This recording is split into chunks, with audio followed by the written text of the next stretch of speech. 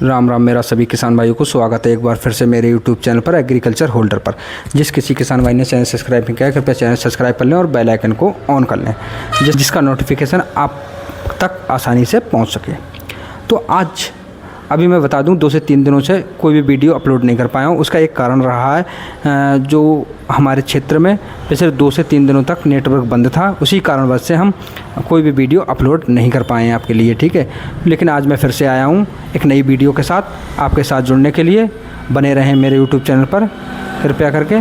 और आज जो हम बात करते हैं वो बात करने वाले हैं हमारे जो अंतिम समय चल रहा है धान का, जहाँ पर धान कटाई भी हो रही है और साथ ही साथ कुछ खेत ऐसे हैं जो लेट लगाए गए थे या लंबे समय की ड्यूरेशन वाले हमारी वैरायटी थी, उन पर क्या समस्या आ रही है। उन पर ये समस्या आ रही है अंतिम समय पर जो हमारा खेत है वहाँ पर नीचे आप देख रहे होंगे सफ़ेद माहो या तेला या फिर कहीं कहीं भुनका भी कहते हैं, उसका अटैक बहुत तेज़ी से हो रहा है।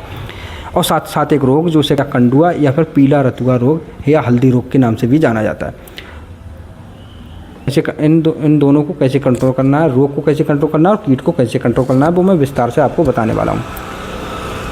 सबसे पहले अगर बात करें हम कीट की तो उसके लिए आपको क्या करना है, तो चलो सबसे पहले बात कर लेते हैं कीट की। कीट जो तेला, भुनका या सफ़ेद माहो या काली माहो के नाम से भी जाना जाता है। ये जो कीट होता है रोज़ ज़मीन से लगभग 5 सेंटीमीटर ऊपर जो मोटा तना होता है वहाँ पर अटैक करता है। वहाँ पर अटैक करता है, यानी कि दिन में पूरा वहीं रहता है और रात को क्या होता है, जैसे ही रात होती है निकल कर ऊपर पत्तियों पर अटैक करना शुरू कर देता है। और ये इसका अटैक इतनी तेज़ी से होता है, अगर आपने 2 से 3 दिन तक अपने खेत में ध्यान नहीं दिया तो ये पूरे खेत में फैल जाएगा बहुत तेज़ी से। तो पहले इसे कंट्रोल की बात कर लेते हैं, उसके बाद में हम बात करने वाले हैं रोग को कैसे कंट्रोल करना है। दोनों को साथ में एक ही बार में आप दवाई का प्रयोग करके आसानी से कंट्रोल कर सकते हो। सबसे पहले जो दवाई आपको लेना है वो इमीडाक्लोपीड लेना है। 30.5% दवाई आती है इसी फॉर्म में, उसका आप प्रयोग कीजिए। उसके साथ में आप जो एक दवाई मिला सकते हो उस दवाई का नाम है, इसके साथ में एक और दवाई आप मिला सकते हैं फेनबोकॉर्ब नाम से आती है 50% इसी फॉर्म में, आप उसका भी प्रयोग कर सकते हो। दोनों दवाई को मिलाकर आप आसानी से प्रयोग करके इसे आसानी से कंट्रोल कर सकते हो।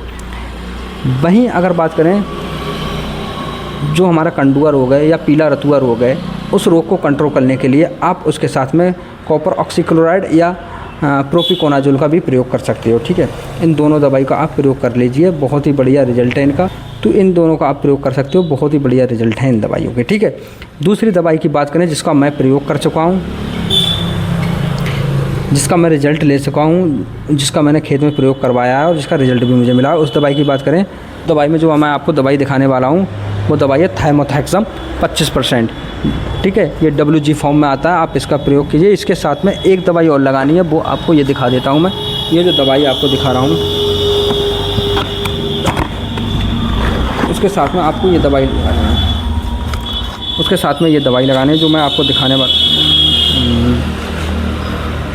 उसके साथ में ये दवाई आपको लगानी है जो मैं दिखाने वाला हूँ, ठीक है। वो दवाई है ये पाउडर फॉर्म में आता है, ठीक है। इसका आप प्रयोग कीजिए। इसमें 2 दवाई निकलती हैं, बायोसिम्यूटर आता है, ठीक है, ये लिक्विड वाली आती है। इन दोनों का आप प्रयोग कीजिए, ज़बरदस्त रिजल्ट मिलेंगे। वहीं इनके साथ में आपको एक फंगीसाइड ज़रूर कर लेना चाहिए। आप कॉपर ऑक्सीक्लोराइड का प्रयोग कीजिए या फिर आप प्रोपिकोनाजोल का प्रयोग कीजिए, एकदम ज़बरदस्त रिजल्ट मिलेंगे। क्योंकि मैं इसका प्रयोग करा चुका हूँ, बहुत ही बढ़िया रिजल्ट दिए हैं।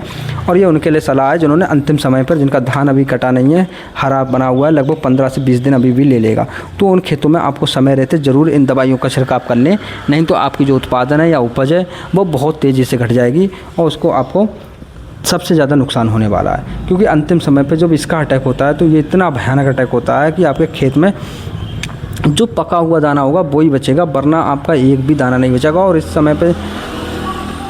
समय पे जिसका खेत हरा है तो उसमें पका हुआ मात्र 10% होता है, तो 10% आप क्या लोगे। इसलिए समय रहते इन दवाइयों का प्रयोग ज़रूर कर लें। बाकी आप बने रहें मेरे चैनल पर, समय समय से आपको जानकारी मिलती रहेगी। धन्यवाद।